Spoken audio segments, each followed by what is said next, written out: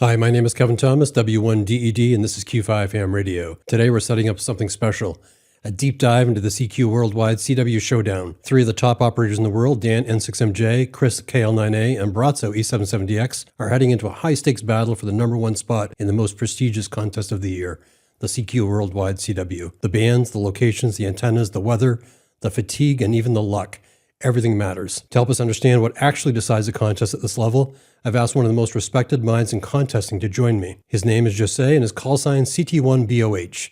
If you've been around ham radio contesting for more than 5 minutes, you know the name. Jose is one of the most accomplished CW contesters of all time. He has won CQ Worldwide CW single up high power an extraordinary 10 times, operating from Aruba, the Canary Islands, and Cape Verde. He's written some of the most influential pieces about contest psychology, strategy, and operator performance. Before we get started, thank you to ICOM and DX Engineering for sponsoring the CQ Worldwide Showdown.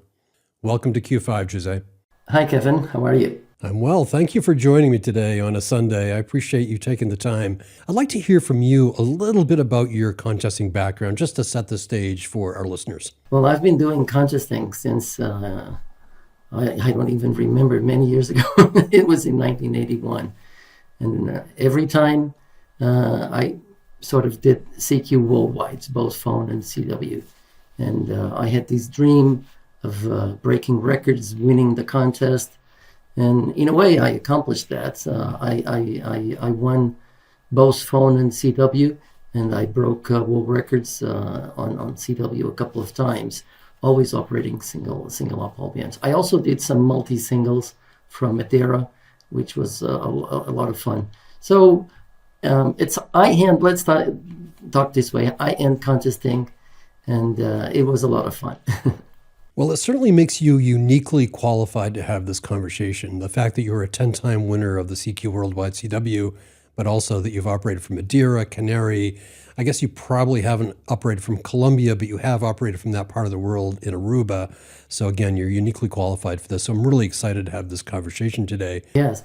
You know, this is exciting times because we are going to have a clash of titans. I like to put it this way. We are going to have the best of the best, if not the best operators right now in the world, and very close by in very similar locations, very similar situations. There's another one off Colombia. So it's very, very exciting times because there's a chance. Not only this is Clash of Titans, but also there's a chance of breaking the record significantly. So there's a lot of excitement around this, and I surely am excited about it as well. So let's dive in, and I've already gone through, for the audience, the points that we're going to cover today. But why don't you just give us a little bit of background about what you know about Dan N6MJ, Chris KL9A, and Braco E77DX. Just set the stage for us. They are three extraordinary operators, no doubt. Very skillful, and they are at the right age to do this because nowadays the way you win CW contests, it's through 2PS IQ. Not only you need to be extremely skillful on CW, but you need to be extremely skillful doing 2PS IQ. And certainly, I think Dan and Chris are a notch ahead of Braco, even though Braco is an extraordinary operator, but just because they have more experience doing these, more contests during 2PS IQ. So, and it's going to be tremendous, I'm sure. So let's take a look at the where. What can you tell us about the advantages and or disadvantages of operating from Madeira, Canary, and Colombia? That's a very interesting question because also leads us to an old question in CQ Worldwide. What was the best zone in the world to win and break records? And it's not always the same zone. Sometimes it's zone 3-3, sometimes it's zone 9-10, let's put it this way. And although we also have a very long-standing record from zone 8, from the VP2E guys. But anyway, so basically, there was doubts about what zone would be best. And recently, I don't think there's any doubt. When we are at the peak of the cycle, zone 3-3 is the best zone in the world to break the world record. And why is that? Because when you are at the peak of the cycle, all the bands are open, specifically 10, 15, and 20. So there's a lot of QSOs available throughout the day and sometimes throughout the night between Europe and stateside, between Europe and Japan, between USA and Japan. And while this is opening, Zone 3-3 is on the edge of this east-west path. So it's specifically in the best location. It's in the middle of everything. It's in the middle of stateside. It's in the middle of Japan. So it's right in the middle and favors east-west propagation, both to Japan and both to Asia, Japan, and both to stateside. Now, Zone 9 or Zone 10, at the peak of the cycle, I don't think it is as good. Why? Because USA stations are beaming towards Europe. And Zone 9 and Zone 10, it's sort of on the side of the beam. And also, the second thing is that at the peak of the cycle, D-layer absorption is very high. And D-layer goes until above 44 degrees latitude north. So the path between, let's say, Zone 9 or Zone 10, spots like Hotel Charlie 8 or Hotel Kilo from Colombia, they suffer a little bit on the D-layer on 20 meters. That does not happen with Echo Alpha 8 and Charlie Tango 3.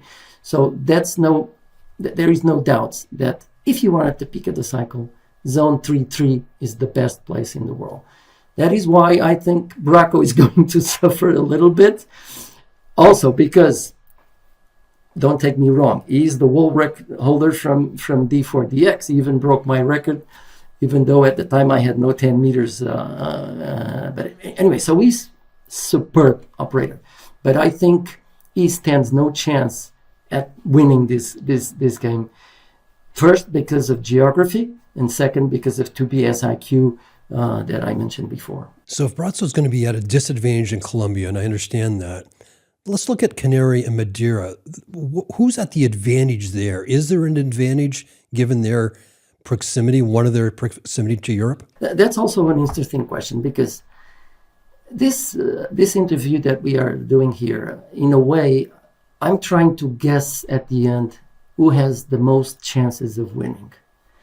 And I cannot say one or the other. I cannot say it's Dan or Chris based on skill, because they are equal in that regard. But there are differences, even though they are very nearby, they are very differences. The first one is a geographic location, because Madeira, it's 500 kilometers north of the Canaries, okay? And because of that, and also Echo Alpha 8 is closer to Europe in longitude, okay? So it's southern and closer to Europe. Why is that relevant? Because Europe is just one skip away, okay? One skip away, two skips away for the Russians. But anyway, the French, the Germany, those hardcore contesters volume that you get are just one skip away. And the first thing that I noticed, because I have operated from Echo Alpha 8 and I have operated from Charlie Tango 3, is that CT3 is 500 kilometers too close to Europe. So it's closer. So sometimes at the beginning of the openings, basically on 10 and 15, your skip goes over Echo Alpha and France and sometimes even Germany. You don't hear those stations in the morning. You hear the Sugar Papa, the Russians, and Deep Asia. And that does not happen with Echo Alpha 8. Echo Alpha 8 is 500 kilometers behind, south, so it is behind. And when they go to the bands, they get everything. They get the Echo Alphas, the France, and the Delta Lima on all the bands, on 10 meters and 15. So this is a slight advantage that Madeira has to Charlie Tango 3. The second thing also is that when you look at the major path, let's say between Canary and Madeira and USA, when you look at the geometry of the path, so the Charlie Tango 3 path to USA, and basically, northwest Vic W7, those sort of paths, goes 4 degrees higher in latitude. So if there's some disturbance, Echo Alpha 8 has an advantage because the path between Echo Alpha 8 and stateside goes lower in latitude. And the same happens into Japan. So the path between USA and Asia, Japan, the path between Madeira and Asia and Japan goes higher than Echo Alpha 8. Small differences. We're talking about 4 degrees, 5 degrees, but that makes a big difference. And many times I would be in Madeira, either multi-single or single up, and I would hear the Echo Alpha 8 run stations that I would not hear. The second thing is that sunset is basically the same in Madeira and Canaries, around 1801, 1807. But sunrise is early in Echo Alpha 8. So it's 0735, 0751. Those almost 30 minutes difference. You say, okay, what is 30 minutes? It's a lot because Echo Alpha 8 opens the band early towards the east, toward the European and Deep Asia, and then closes the band later because the path goes lower towards stateside. So look, this is small things, but when you are at this level, this is not like WRTC, you are at the spot and you are exactly the same sort of setup. It makes a difference because I have operated from both locations, and many times I would listen to stations in Echo Alpha 8 or in Charlie Tango 3, and I would notice that difference. So then, as an edge here, when it comes to propagation and geographic characteristics. And just say, what else can you tell us about propagation in the year 2025? Obviously, we're only 2 weeks away from the contest. You've been, I'm sure, watching the bands. What's unique about this year that's going to really, again, advantage or disadvantage these 3 players? I've learned, and my experience tells me that you have a certain propagation potential in a contest. Why? Because propagation is basically the same. We are at the peak of the cycle. If there are no disturbances, deep openings, polar paths are opening, so the propagation potential is the same. But let's imagine there are no disturbances and the passes are totally available, 100% potential. This was what happened when the records were broken by Echo Alpha 8 Bravo Hotel in the past and Charlie November 8 Whiskey. Okay, so the contest starts, the propagation potential is the same for everyone. It will be 90%, 95%, or 80%. So it doesn't really matter that much because they will all have the same propagation potential.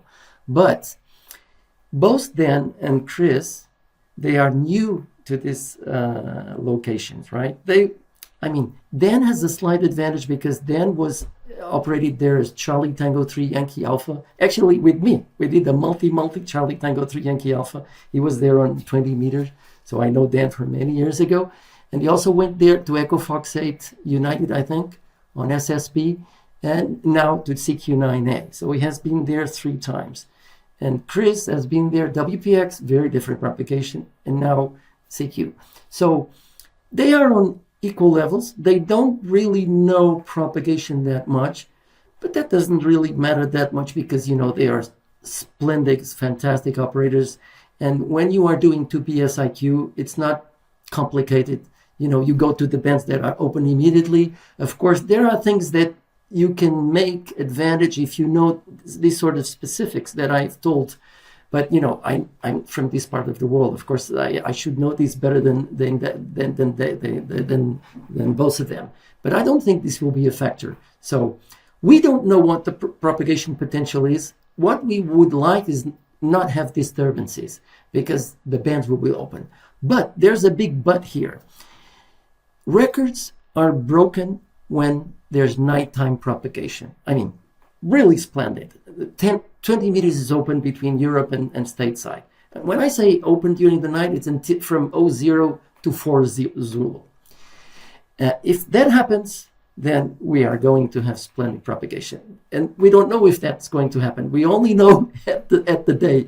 And it's impossible to guess because propagation is like this. It may be open at night. It may not be open at night. So this is the most interesting thing. Then the second thing is how long the banks will last after sunset. because then you can have very deep stateside.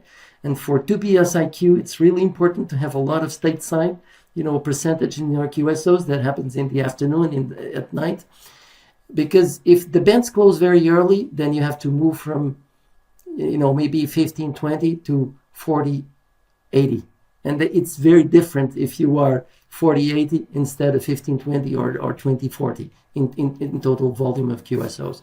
But they will have the same potential, and I think we are going to have, judging from conditions, splendid propagation. So let's pray that there's no solar storms, let's put it this way. Imagine, if there would be a huge solar storm, then Braco would have a better chance. But I don't think at the peak of the solar cycle, even if there's a storm, conditions recover quickly. So we've talked about where everybody's located, and you've talked about that from a path standpoint. And I'm not sure how familiar you are with the topography at each one of these stations, but tell me about that. What do you know about Magic Mountain, about CQ9A, about HK1T from a topographical standpoint? Does that matter? Yes, it matters a lot. It matters a lot. Basically, if you want to win big in contests, ideally you should be in two places. Either by the ocean running verticals to have very low takeoff, an island, but that's difficult. Some American groups went to Venezuela to try to win the world with verticals, because you really can do takeoff angles. And actually, Echo Alpha 8 Bravo Hotel QTH was really by the ocean. Not really in the ocean, a small hill by the ocean. But the best place, ideal, is to be in a mountain, in a volcano. This is the sort of Hotel Charlie 8 Alpha and November QTH, in a volcano. Or Delta 4 Charlie, right? Huge mountain. Or CQ9A, it's in a mountain. Or Echo Fox 8 radio in a mountain. I think the best QTH in the world is definitely Delta 4 Charlie. It's a tremendous, but Echo Fox 8 radio is superior, because you are on the ridge, and when I was there, I operated in Canary, not at Magic Mountain. I operated at Echo Alpha 8 Zulu Sierra at the base of Magic Mountain, terrible place. For propagation, that's what this is, right? Because many directions blocked. But anyway, up there, they would have Europe antennas on the side of this side of the mountain, and stateside antennas on this side. Okay, and if your antennas are on the side, not only you get zero negative takeoff, so you can transmit at 0 degrees, and when you transmit at 1 degrees, MUF is lower, so your openings are much longer. You hear stuff that you don't hear at the base. Understand?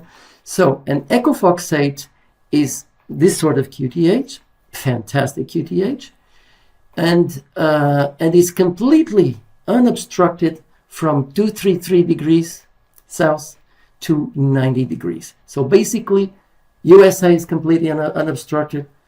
Europe is completely unobstructed. Asia is completely unobstructed. Even South America, it's very good. Okay, Africa, not so good. But, it's just Africa, just one hop away, and it's not blocked. Okay, so big advantage for Echo Fox 8 radio. CQ9A, it's different. So it's very good towards Europe. It's completely unobstructed from 310 to 130. Towards stateside, there's some sort of mountains, and then as you go to Central America and South America and Africa, sort of West Africa is completely blocked. I was watching them, CQ9A, comparing signals with Echo Fox 8 radio, and when the band was dying, Echo Fox 8 radio, for example, was much louder than CQ9A. Okay, so it makes a difference. I think Echo Fox 8 radio as an edge topographically to CQ9A. Okay, it's not much, but when you are trying to break a record, and make a record that will stand, because we don't know if in 12 years at the next peak of the cycle, if there will be so many CW operators as there are today, probably these records will stand forever. You want to be at this place. So I think Dan has an advantage, topographically speaking. Okay, and of course, again, very good locations both, and we're talking here marginal, but sometimes if you make 2 or 3% more QSOs, it's a big edge when it comes to breaking a world record that will stand for many years. Okay. And Jose, do you know anything about the topography at HK1T? I don't know. I was trying to find out. I don't know exactly, so I cannot compare. And I've never been there. So I've been to Madeira. I know CQ9 Alpha QTH very well. I know all the QTHs in Madeira because I went there, I don't know, 20 times. So I know very well. And of course, I know both Echo Alpha 8 Bravo Hotel because I've been there with OH2MM. And also I know Echo Fox 8 Radio. I was up there. I was at the bunker. I saw the antennas, how they perform. And believe me, if you want to break a record at the peak, Echo Fox 8 is the QTH. I'm not saying that it will be easy for Dan for Chris, for Chris or Dan to win, just because of this. But I think it's a slight advantage for N6MJ for Dan because of the two QTHs. So let's talk about 2BSIQ. Jose, you've been at this long enough. You remember the days when being able to do 2BSIQ was a serious edge for you. Now it's become a prerequisite. So how do you differentiate between these three operators that all do 2BSIQ? How do you break that down for us? That's very interesting, because, these records that have been broken recently, either multi-single or SOAB, were only broken when you compare to the record set in the last cycle by CN8WW or CN2AA or Echo Alpha 8 Bravo Hotel.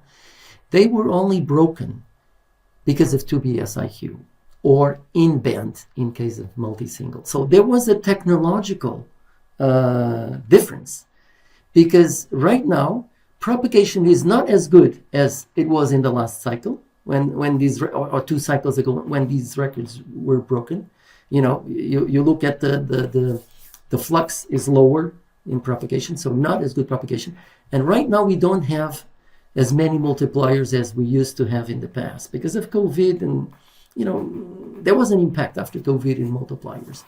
And of course CW, with the explosion in FD8, a lot of operators don't feel the need to learn CW because they can work the DX with FD8 even better because it listens smaller signals.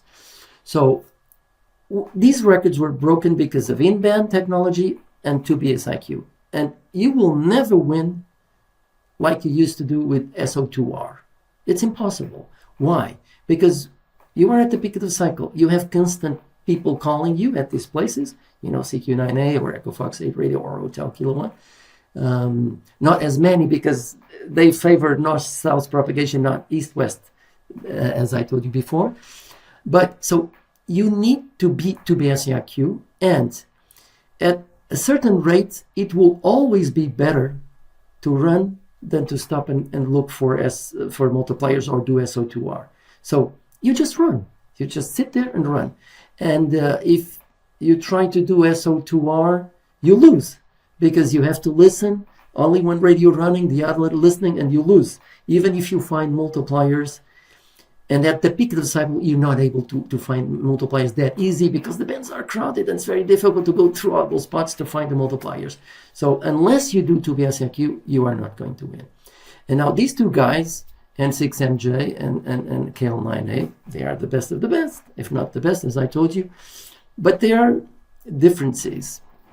And I think it's interesting to note. For example, let's look at the highest QS row rates in contest. So Dan managed 450 QSOs an hour in 21, 425 in 23, 409 in 20. Okay, and KL9A, he had 408 in 23 and 402 in 19. So N6MJ has more big hours above 400. Echo 77DX, he managed 320. Okay, not in the same sort of QTH. D4 pilots more intense, and a lot of Europeans that slow you down. But anyway, so you need to be at this game. And I was telling you, age is also a factor, because it's not like SO2R. I could show up in a contest and do an SO2R contest and do very well. Now, to do that, to base IQ, you don't do that. You need to train a lot, so you really have to spend time. And by mean, you need to do contests, and you need to train a lot on the simulators. And also, the age factor is important, because you have to be at the peak of your mental capabilities, because it's very demanding. To the SIQ, you have signals coming from one year to the other, 48 hours long, and you need to overcome that mental thing. So age is a factor. So these guys are at the peak of their game, and I think they will do very well, because they are excellent in tube SIQ. And as I told you, I think Dan and Chris here have an advantage over Braco, not because he cannot do it. I'm sure he can do it, but they have a lot of more contests in this, and a lot more hours in the simulator compared to Braco. So they are. Don't take me wrong. Braco is the world record holder, is a fantastic operator, but there's specific things for these contests to do it the way I'm trying to explain you. Jose, one of the things I noticed after the CQ Worldwide Single Sideband contest, a number of operators were on Madeira. I don't think Canary had the same amount of activity. Does that matter in the long run if there is less or more activity from a particular country? It matters a lot. The first time I broke a world record was from Papa 40 Echo. And I did 8,000 plus QSOs. At the time, this was SO2R. Nobody was doing tube SIQ. And it was a tremendous amount of QSOs. But I also remember that I was the only station on the band from Aruba. I think in that year, John, W2GT, who always goes there, he was not there. So I'm sorry. So I was the only operator, and everybody was coming to me. This is also a reason I think Dan has an advantage over Chris, because there are two big stations in Madeira. There's the Charlie Radio 3A group that will do either multi-singer or multi-2, and then there's the German QTH. They always do some multi thing. If one of the guys do multi-2, the other does multi-singer. Usually they do this way. So CQ9A will have a lot of time. So look at this. Imagine at Echo Alpha 8, there's not a big multi operation from there. There will be some stations, but not a big multi. So when he goes to the band, he's a fresh multiplier. Everybody will call him. And in tube SIQ, you don't stop to look for multipliers, because everybody comes and calls you. So it will be probably the first multiplier everybody will try to call him. Now in Madeira, there will be 3 stations there every time the band opens. And probably those multi will be before Chris goes to those bands, because they are multi. Probably they will go early. They can scan the band better. They know exactly when the band opens, and they go right away. KL9A will have to find out if the band is open or not. So those guys will be early. So a lot of, look at your band map. Charlie Tango 3 multiplier. Everybody will call those Charlie Radio 3 Alpha and the Charlie Radio 3 Whiskey. Of course, they will call Chris, KL9A. Chris, KL9A. Don't worry, don't take me wrong. But maybe some will not call. So it is a big advantage to be the only multiplier on the band. That's why D4 is also fantastic, because there's no one else. Actually, I remember one year I went there, I had problems to work my own country. Because nobody was there. So it's very important to be the only one in the band, and I think it's an extra advantage for Dan over Chris, for N6MJ over KL9A. Jose, one of the things that's interesting about the conversation we're having now, but also the conversation we had prior to this, we're having a lot of conversation about operator skill and proficiency, propagation, location. It's almost as if equipment has become just assuming everybody's got a great setup. Is that true, or should we be looking at what CQ9A, what Valerie has built, and what Braco helped rebuild at Magic Mountain, and whatever Braco is going to build practically from scratch in Colombia? Are those distinguishing facts or not? Or are they all going to be at relatively the same level once they're done? It makes a difference, and is very relevant. Look, these are top operators going to top stations. Geographically speaking, topographically speaking. Let's look at the setup. I think CQ9A has an advantage here. I met Kilo Mike 3 Tango here in Lisbon on his way back from Charlie Quebec 9 Alpha, and he was telling me he was extremely impressed by the quality of the setup that Valerie has put up in CQ9A station. And you look at the antennas and the towers that he publishes on Facebook, and CQ9A has an advantage here because that's a permanent station. It's there, and it was built for multi-single, so it's new, it's complete, and it's there. Okay, Echo Fox 8 radio, Magic Mountain is a sort of natural reserve place. They don't allow people to put permanent towers and all that, so they have to put up and take it up and take it down. So it's a sort of field day. It's not exactly. It's a sort of field day. You understand? So I think station-wise, CQ9A is better antennas, more powerful antennas than Echo Fox 8 radio. But at this game, the majority of their QSOs will be with Europe, 1 hop away, stateside, 2 hops away, maybe 3 hops away. Signals will be booming for both of them. So it makes, the advantage is more topographically and geographically than station-wise. The perfect thing would be to have Valerie station at Echo Fox 8 radio. It would dominate everything there. Because you would have the station advantage, the geographical advantage, and the topographical advantage. So one of the things I hear in that, when you compare a permanent station with Valerie living there in Madeira, with stations, as you use the term, field day style, there's probably more chance for failure at the field day style than the permanent location. Is that true? Yes, it is true. But both of them will have helpers.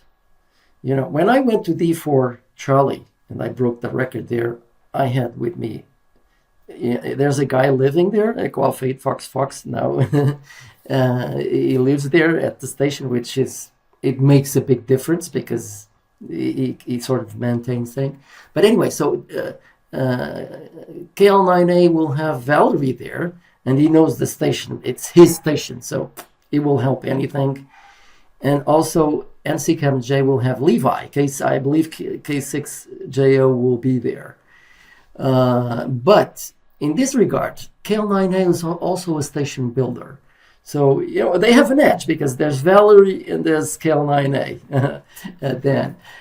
Chris, sorry. They are two. I'm always mixing their names because they're almost the same in terms of quality. But anyway, so Valerie and KL9A, I think they have an edge over N6MJ and K6JO on what comes to something breaks, something happens. And also, if a multi-single station with in-bands, they have 6 or 7 stations there. If something breaks, they can immediately replace. So there's an advantage there.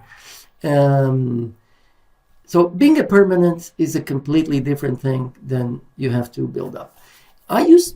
and I tell you this, I used to go to Aruba. And when I broke the record, I broke it from Papa 43 Juliet's QTH, which was a permanent station. Before I would go to Papa 40 Victor QTH, I had to put up the beverage, I have to put up the beams, I have to check everything. It was so demanding. In the end, at the week prior to the contest beginning, I was tired. Now, if you go to a station like, KL9A, he will just sit and operate. And mentally, physically, that makes a difference. If there's a problem, I think he will have an edge over N6MJ. So if we look at Brazzo going to Colombia HK1T, there's more of a chance he's going to feel fatigued because he's going to have a lot of work to do prior to getting on the air. Yes. Braco is tremendous because he's a super operator, both on phone and CW. He's very proficient for antennas, towers, and he repairs equipment. I just know how to operate. I'm like N6MJ. I'm not trying to compare myself with N6MJ, but in the same sort of situation, you understand? I just sit and operate. If something breaks, I don't know anything about it. But also, I don't really know where Braco is going. There was a sort of mystery where he was going, so there's very little data about there used to be a huge station in Colombia. I don't know if this is the case or not, if it's a new station or not. But yes, it's completely different. I think Braco will suffer more because probably he will have to set up everything. Echo Fox 8 radio, he will be in the middle because Braco left the station in very good shape, but they have to learn when they arrive there what's wrong. I'm sure they will have to put up the beverages. I'm sure they will have to check stuff. If there were storms, recently there was some storms in the Atlantic. I don't know if that affected anything or not. Chris, KL9A will just go and sit and everything will be in pristine. I think Valerie even put a post on his Facebook with a storm and he was sort of joking about it. So I don't think there will be any problem. He will just sit there. He will arrive a week early, I guess, and it will be tremendous for him. So he has a big advantage here, KL9A, over the other two. Jose, as I interview people after a contest, quite often their winning scores have enough of a margin that we don't have to think about accuracy. We know that, based upon their accuracy in the past, it looks like they will maintain that number one slot. I'm thinking that this is not going to be the case here. I think accuracy is going to be a big factor when you're dealing with three really great operators. Tell me your take on that. Today, it's very important to be accurate. I'm at the contest committee, and at the contest committee, we always have this we check the logs, and we have this talk about penalizing busted call signs. And that has an impact on scores. And I can tell you, the most frustrating thing that can happen to you is break a record and then you fall behind because of accuracy. Or let's put it away. I think it's better to think, I did not break the record because of accuracy, but because my margin was not good enough. Okay? But, these records, let's take SSB. So you have three stations that claim to broke the record. Charlie Radio 3 Alpha claimed to broke the VP2E record. It's a long-standing record, multi-2. Charlie Quebec 9 is claiming to break the multi-single record. And Echo Fox 8 Radio claimed to break that record.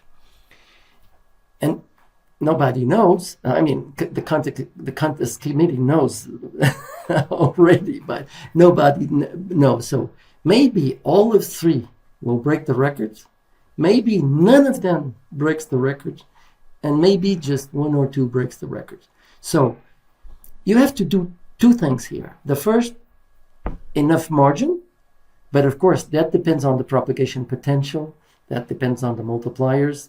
You don't control that when you compare to old records, but depends on accuracy. Now, if we look both at N6MJ, KL9A, and Echo 77DX, they are very accurate operators.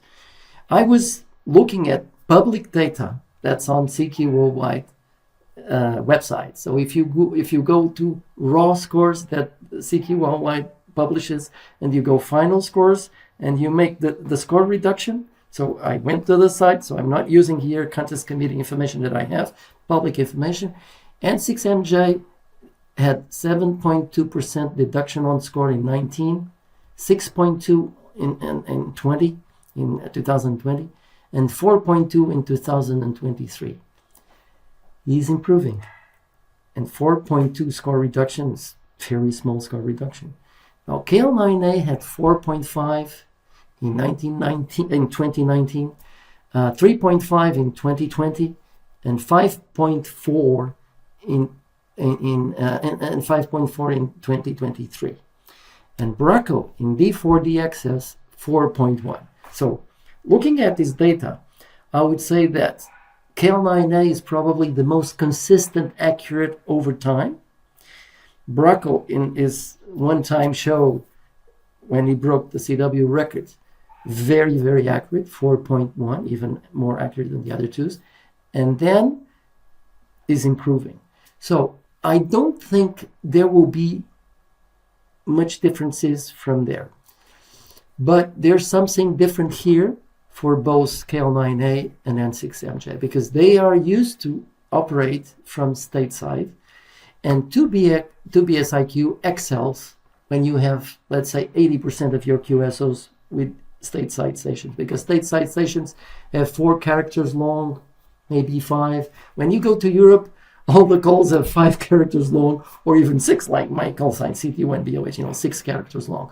So I'm also very curious to know what will be the impact for them, for KL9A and M6MJ operating in Europe. And they will have at least the majority of the QSOs from Europe. What will be the impact on 2BSIQ, and also what will be the impact on accuracy, because pileups in this side of the pond, let's put it this way, are more chaotic. European are more chaotic, and there's people calling you while you are doing a QSO.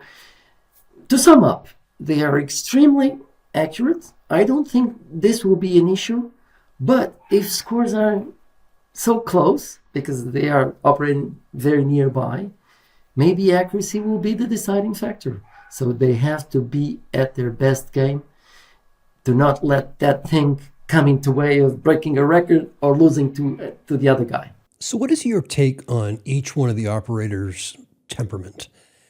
I think you used the word zen with me in some of our back and forth. Does that factor into accuracy? I presume it does. Yes, it does. Well, I know Dan from I know Chris, and 6MJ. You see, age is a factor. I'm 59. I'm mixing up their names all the time. See, as age is a factor, it's very difficult with this age to do 2BSIQ at the level compared to them. But anyway, so I know, let's stick with call signs this way. I will not mix their names because they are so similar. So N6MJ, I know N6MJ for a long time. As I said, we operated together in Madeira, and I've talked to them, and I've also I had KL9A and M6MJ here at my house. I made a dinner for them one time when they were here in Lisbon. So I know them, and they're very different. They're very different. For example, then N6MJ is more zen, as you say. He's a more easygoing guy. For example, I don't imagine him, if he breaks the world record, to start jumping off the chair. He will continue to operate, and that's it. Okay, I broke the record. It's this sort of guy. On the other hand, I see KL9A as more aggressive. Look, this is not good or bad. Being zen is good. Being aggressive is also very good. But I find very funny, for example, KL9A has this hashtag, N6MJ sucks. And whenever I hear that from KL9A into N6MJ, I think it's a way of him to try to pressure N6MJ, but in a way he's trying to take out the pressure that's on him. So this will be very interesting. But look, both of them will be under tremendous pressure, because the entire world will be watching this game. But as I told you, I don't think Braco, because of his geographical disadvantage and because of this peak of the cycle, 2 BSIQ, I don't think he chance, even though he's a fantastic operator, both on phone and CW. But anyway, this will be a 48 marathon. It will test your mental fortitude, sleep deprivation, propagation swings that can upset you, or anticipated performance. Imagine you are trying to anticipate, I'm going to win, I'm going to break, and then that does not happen. Equipment failures like you'll be. So they have that pressure. They have the pressure to break the world record because they are at the peak of the cycle and they are at the best ever stations probably that there were. They have the pressure to perform well in a different and new location. They have the pressure to perform well on the other side of the ocean where the majority of the QSOs will not be with stateside. So they should perform as well to BSIQ with Europe, majority of QSOs. And they have the pressure to beat each other because they will have at similar stations. And by the way we are talking, you see that I think N6MJ is probably favorite, not because of his quality, because they are same quality both, but because of this station, geographical, and track record that we have not discussed yet. But because of that also, N6MJ will have an additional pressure. So it will be very interesting to understand. Also, there are some personal characteristics. For example, I had a failure from Papa 40 Echo 1 year. So I know what this is. And for example, I think it was the year after I won on phone CQ Worldwide World from Papa 40 Echo, and I almost broke the world record on phone. Hotel Charlie 8 Alpha was the world record. I came very close. And next year I was expecting to break the world record because, second time, more experience, I knew everything. And then propagation was very bad. And I sort of, I had a mental breakdown. And I quit. And that for me was a learning experience because I said, no matter what happens, you will never quit again. And it never happened again. And then I think had a sort of a similar situation. He went to NP4Z, something went wrong, and he sort of quit, and then he changed, I think, the log to multi-single, something like that. But I think this will all, if it serves him as a learning experience, he will come even stronger.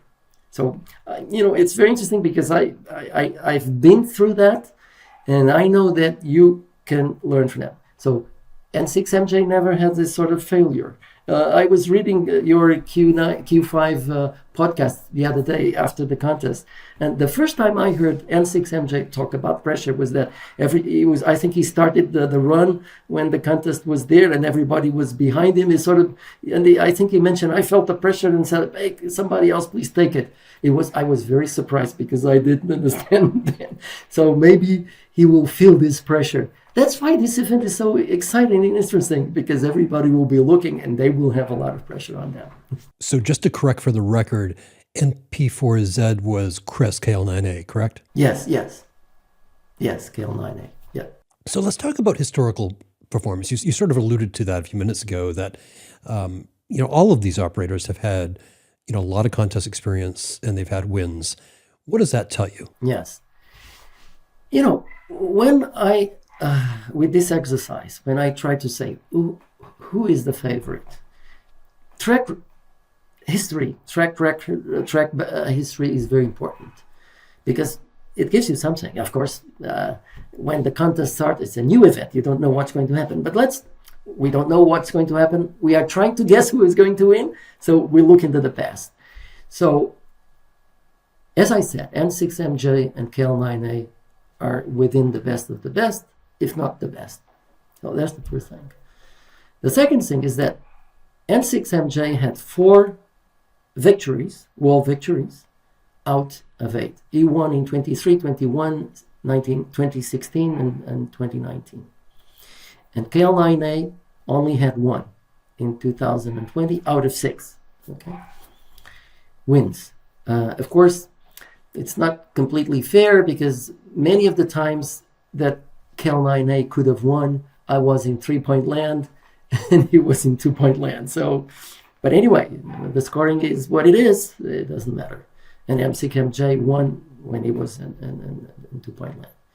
But, so N6MJ has an advantage here. But let's now look at head-to-head. If we compare both of them head-to-head. KL9A had 4 better scores over N6MJ in 17, 18, 19, and 20. But N6MJ has the NA record, the North American record, from TI7 Whiskey, the station where KL9A always operated from, which is interesting. And KL9A never operated outside of TI7 Whiskey, except this NP4Z. Of course, he was now on CQ9A, WPX, and phone, but CW is different. Let's now look into highest QSO rates. And I'm looking at the best hour in an event, okay? So N6MJ had 450 QSOs one time in 2021, 425, 409. So he had these big hours. KL9A, the best hours were 408, 402, and 397. So consistent, best hour. N6MJ has an edge here. Echo 77DX, I think he managed 320, but I believe this was the first time he did 2BSIQ and also first time from D4DX. So and he does not spend as much time on the simulator as N6MJ and KL9 do. Now let's go look at run rate stability. The entire contest, N6MJ had 5 times over 10,000 QSOs.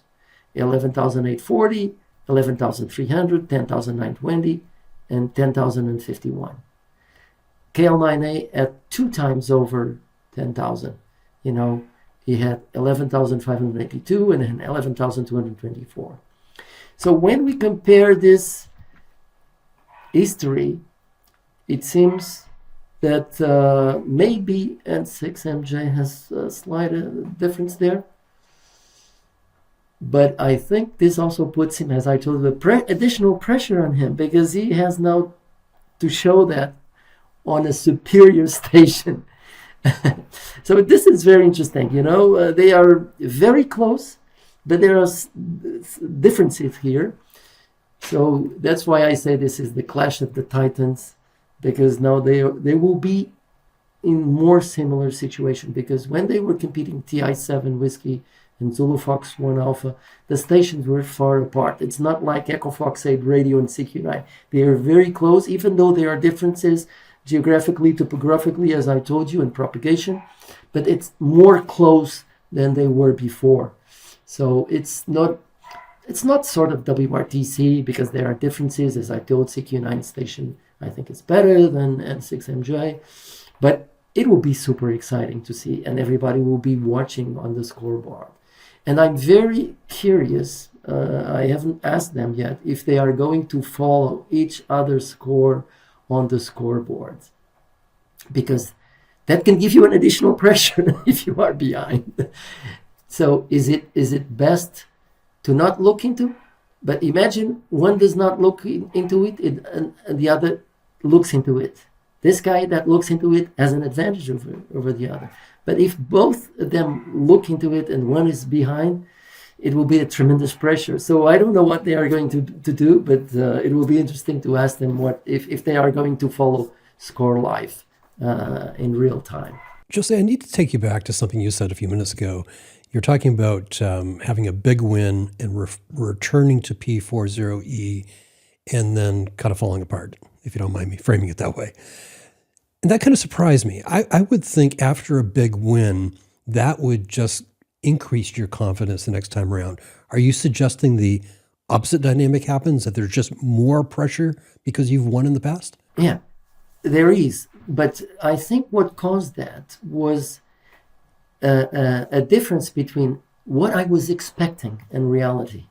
Because I was expecting to better my score from the year before and to break the records.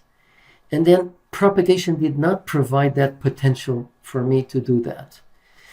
And that anticipating I was anticipating something big, and it did not happen. And I was not prepared for that. Even though I had many CQ worldwides by then, I was not prepared for that. And Cal9A, I think he's prepared for that because he experienced this sort of phenomenon. And 6MJ has never experienced this sort of thing. That's why this anticipating. It will be on the other one, and 6MJ is more zen.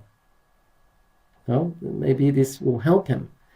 So you have to control, conscious thing at this level. That's why I was saying it's very demanding physically, because you have to take 48 hours long.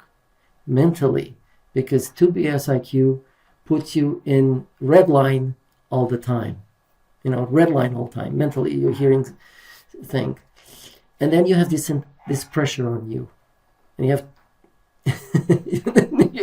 you have to cope with this. Of course, once you do this many, many times and you learn from past experiences, then you learn how to dominate.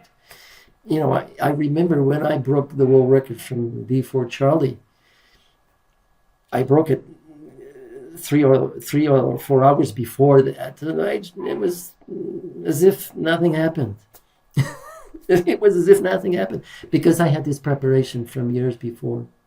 So for me, okay, I need to make more QSOs, and I do not need to get distracted by this. I was not distracted by, I want to break the record, I want to make an edge. No, I was trying to make the best on the potential that I was having. And even if the potential is below expectations, because we don't know if propagation is going to be open during the night on 20 meters. That will be a key after. We don't know if propagation will stay open on 15 and 10 after sunset. We don't know how conditions will be on 160. So those are very important things. We don't know if there's going to be a storm. But if there is, even if they anticipate if something goes wrong, they will have to stick in there and do the best, because many times you get surprised in the end. All the guys that have been for 48 hours long, there's a time in the contest they say, what am I doing here? Why am I here? And in the end, 2 or 3 hours by the end, before the contest ends, you already, I hope this not end. So you overcome that. And the way to overcome this is stick your butt in there and go to the end and do the best that you can do. And if you do that, you'll do well. Jose, as we wrap up, I'd like you to summarize, if you would, who you think stands the best chance of winning, but also the factors at play that might change that entire equation. I know you've made reference to all of this during our conversation, but just summarize for it. Who stands the best chance of winning, and what may change that outcome? Okay, so as I told you, I don't think Echo 77DX stands his chance. He's far away, propagation favors him north-south, and we are going to have east-west sort of propagation. Yeah, so he's going to struggle a little bit. He will have to cope with that. Okay, so I don't think he stands a chance. So I think the battle, this clash of titans, will be between N6MJ and KL9A. So contest skill, they are both equal. There's no difference there. It would be unfair for me to say this guy is better than the other one. It's not. They are equal. When we look at number of wins, history, okay, N6MJ has a slight edge because he has one more, just because of that. When we go head to head, I was going to put them equal because although then KL9A has won more times against him, but N6MJ won and broke the record from TI7 whiskey. Different years, but even so, I say head to head, not quality, head to head. I think N6MJ has very slight, almost equal slight advantage. Highest QSO rate, well, N6MJ has an advantage. Run rate consistency, I also think N6MJ has a slight advantage. When I say these again, they are equal. We are just looking at history. Accuracy, I think KL9A has an advantage, consistently more accurate. Band strategy, new place for them on CW. They were only there on phone. Yeah, Dan was there 3 times in these sort of places. Sorry, but I don't think there's a big difference, so equal. Location, zone 33, equal. But I think Echo Fox 8 radio has an advantage topographically and propagation-wise, geographically better. Under pressure, you know, as I said, Dan more zen, M6MJ more zen, KL9A more aggressive. But this is good and bad for both. And I think KL9A overcome he has a little bit more experience there. So I think KL9A has an advantage here over pressure because Dan is going to be at the best place, let's put it this way. He's going to feel the pressure. I think KL9A can put hashtag and M6MJ sucks and is going to work this time. So first hop into Europe, Echo Fox 8, as I told you, is better. Echo Fox 8 has more daylight, is better.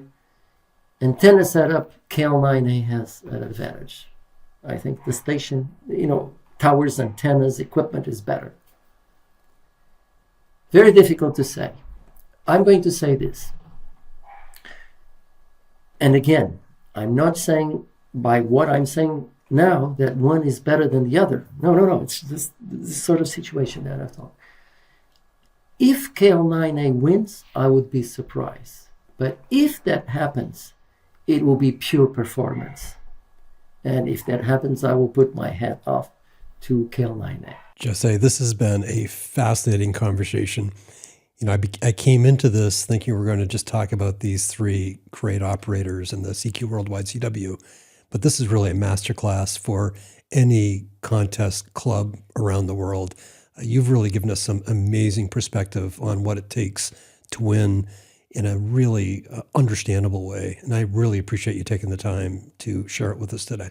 It was my pleasure, and you know, I miss being in there in the CQ Worldwide, but I'm going to hear and watch these guys, so it will be a different sort of contest for me. I will operate as well for my station. It's a very small station, but I think it will be a terrific, and everybody should help and make USOs with them on all events as possible, because we want to see who comes on top.